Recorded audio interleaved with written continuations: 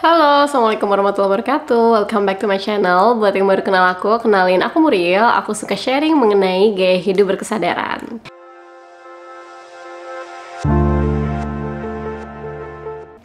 Seperti di judulnya, hari ini aku akan sharing mengenai gimana caranya supaya kita itu gak selalu pengen belanja, gak selalu pengen beli barang-barang yang baru. Banyak banget alasan, dan itu termasuk dari pengalamanku sendiri, kenapa kadang tuh suka pengen beli sesuatu yang baru. Entah itu untuk menaikkan mood, untuk ngerasa lebih excited sama kehidupan gitu ya, atau pengen ngikutin tren. Dan memang betul-betul sales marketing zaman sekarang, apalagi dengan adanya sosial media, itu gampang banget didorong ke kita, kayak kita tuh disuapin banyak banget produk-produk yang ada di luar sana dengan banyaknya momen-momen sales, liburan, diskon liburan, 11, 22, tanggal kembar semuanya, dan selalu ada aja alasan untuk kita itu membeli sesuatu. Dan memang betul, saat kita punya sesuatu yang baru, itu pasti membuat kita tuh ada sparks tersendiri yang bikin kita tuh jadi lebih semangat.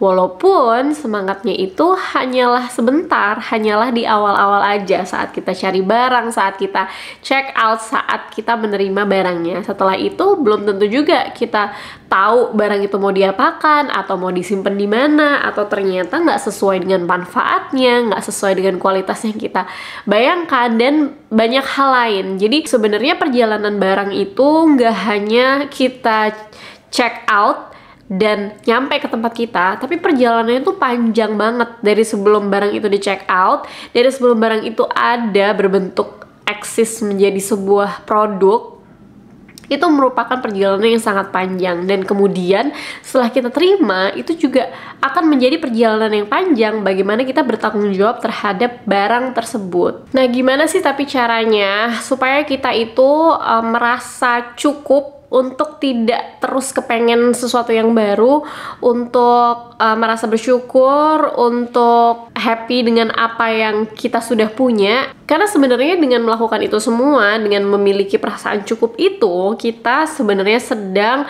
melindungi damaian diri kita, ketenangan diri kita, kita sedang melindungi dompet kita, dan kita sedang melindungi lingkungan kita. By the way, ini aku nggak mau pointing fingers ke orang-orang yang masih belanja, atau kalian yang masih susah untuk mengerem impuls belanja kalian, karena aku yakin semua orang sedang melewati prosesnya mereka masing-masing, dan aku pun sendiri masih ada masa-masanya banget yang pengen sesuatu, terus scrolling di marketplace, terus masih membeli sesuatu yang baru juga. Tapi gimana caranya itu kita bisa lebih semakin sadar day by day, untuk lebih merasa konten, untuk lebih merasa syukur, cukup, agar kita nggak terus-menerus ada di dalam pusaran konsumsi tersebut. Karena kita harus tahu bahwa sebagai konsumen, kita tuh punya kekuatan atau power yang sangat besar untuk membuat keputusan, untuk mau membeli apa. Jadi jangan mau kita tuh dijual oleh brand-brand atau produk-produk yang di luar sana, yang memang mereka adalah bisnis, yang mereka adalah tujuannya menjual produk tersebut. Dan suara kita itu sangatlah keras gitu ya. Yang kita pilih itu juga adalah dukungan kita terhadap brand tersebut, dan bagaimana kita berbelanja itu juga akan nge-shift perilaku-perilaku yang ada di luar sana. Dan ini tuh sangat berkaitan dengan kontrol diri, bagaimana kita lebih menghargai dengan apa yang kita udah punya dan merasa cukup dengan apa yang udah ada. Yang pertama adalah mengerti dan memahami alasan kenapa kok kita itu pada saat itu secara spesifik pengen beli barang yang baru. Apakah itu karena adanya sebuah rasa emosional yang membuat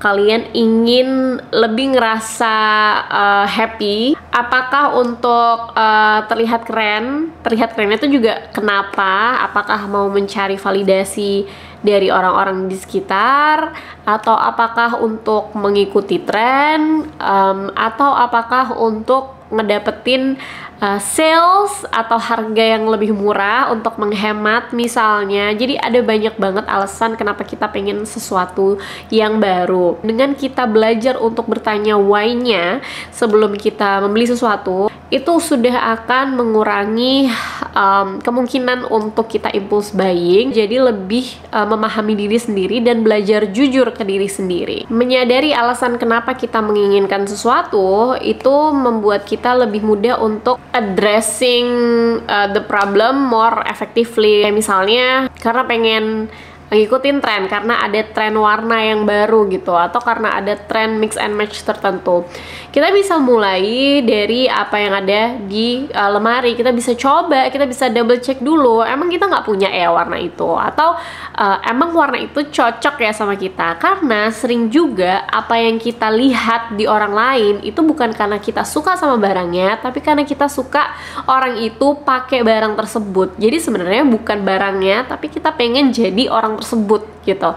Dan belum tentu juga yang kelihatan bagus untuk orang lain itu cocok untuk karakter kita, cocok untuk warna kulit kita, dan berbagai macam hal yang lain lah gitu, yang pastinya berbeda di setiap orang. Jadi sebenarnya untuk ngerasa rich ya, kita harus menormalisasi rasa kaya yang baru gitu, bahwa rasa kaya itu bukan hanya karena kita punya barang-barang tertentu, merek-merek tertentu, tapi kita punya waktu untuk melakukan hal yang kita mau, karena kita bisa mendapatkan pengalaman yang seru dalam kehidupan kita bisa memiliki quality time yang baik dengan keluarga kita, dan banyak hal lain. Dan itu sebenarnya sebuah definisi kekayaan yang harus kita normalisasi. Jadi bukan karena apa yang kita pakai atau apa yang kita beli.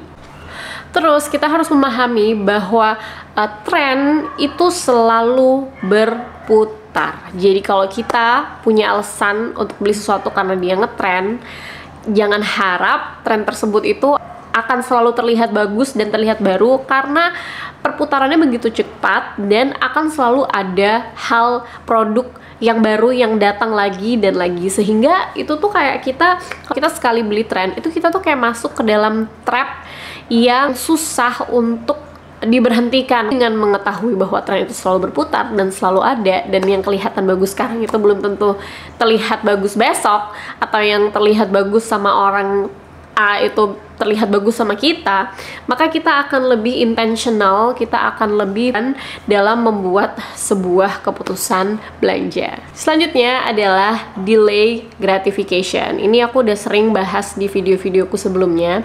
Jadi kalau misalnya kita ingin membeli sesuatu dan rasanya tuh keinginannya, dorongannya tuh sangat kuat pada saat itu, maka tunggu 1 minggu misalnya, atau 1 bulan, dan refleksikan kembali apa yang kamu rasakan pada saat itu.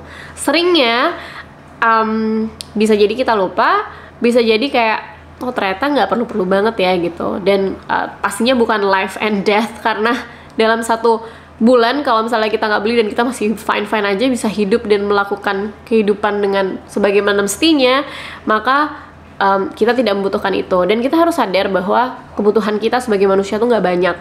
Basic needs kita sebagai manusia itu nggak banyak, dan apa yang kita udah punya sekarang itu sebetulnya cukup. Terus selanjutnya adalah simplify dan declutter. Nah ini tuh akan membantu kita untuk terus dapat mengingat cara berkala, tahu apa yang sebenarnya kita punya di dalam rumah kita. Karena kadang kita lupa, karena kita biarkan aja barangnya ada bertumpuk di sana, di lemari atau di laci, kita nggak pernah cek-cek lagi gitu ya. Makanya kenapa declutter itu penting untuk dilakukan secara reguler, itu supaya kita bisa berefleksi terhadap apa-apa aja yang kita punya. Seringnya kalau dari pengalamanku, saat declutter, aku tuh ngerasa cukup, aku ngerasa abundant gitu. Aku ngerasa ternyata aku punya banyak ya, ternyata aku udah punya lebih dari cukup gitu, lebih dari apa yang aku perlukan gitu. Baju kan sebenarnya kita butuh berapa kan, ya kan, tubuh kita cuma 1.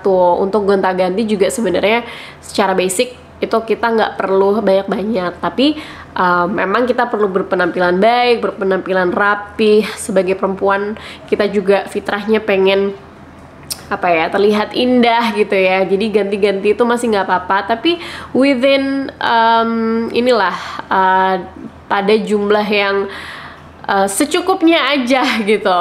Jangan terlalu berlebihan. Selanjutnya adalah mengubah fokus. Nah, ini berhubungan juga dengan mengerti, memahami alasan kenapa kita pengen belanja gitu ya, alasan kenapa kita pengen beli sesuatu yang baru. Sering juga alasannya itu adalah kita pengen mendistraksi kita pada saat itu, kita pengen melupakan emosi kita pada saat itu, sehingga belanja memang instan endorfin yang bikin kita tuh happy. Tapi ingat, instan, dan instan tuh nggak akan bertahan lama.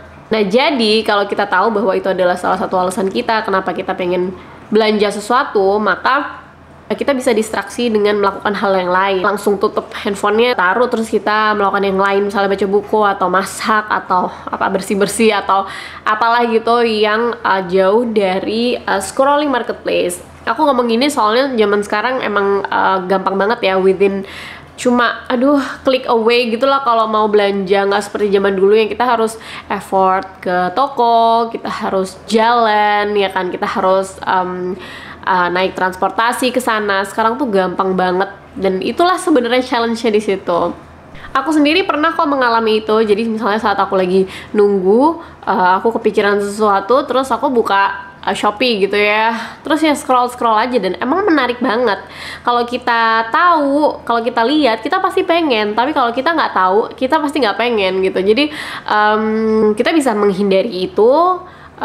Kecuali kalau misalnya kita memang perlu banget barangnya, sudah ada di wishlist sejak lama dan memang perlu untuk browsing, untuk research gitu ya, itu beda cerita. Selanjutnya adalah, ini juga aku udah sering banget cerita, adalah practicing gratitude. Jadi kita menulis di jurnal atau di handphone hal-hal apa yang kita syukuri, hal-hal apa yang kita miliki yang membuat kita sangat bersyukur terhadap Allah, bersyukur juga terhadap diri sendiri gitu ya. Karena kebersyukuran itu akan membuat dan memupuk rasa kecukupan di dalam diri, dan kalau kita udah ngerasa kayak kita punya cukup, kita punya banyak, abundance gitu ya, tentunya kita akan lebih mudah untuk menghindari eksternal faktor yang kadang itu menjadi alasan untuk kita nggak bahagia. Selanjutnya adalah membuat budget. Ini yang lebih praktikal ya, membuat budget untuk misalnya jajan di luar atau untuk purchase sesuatu gitu.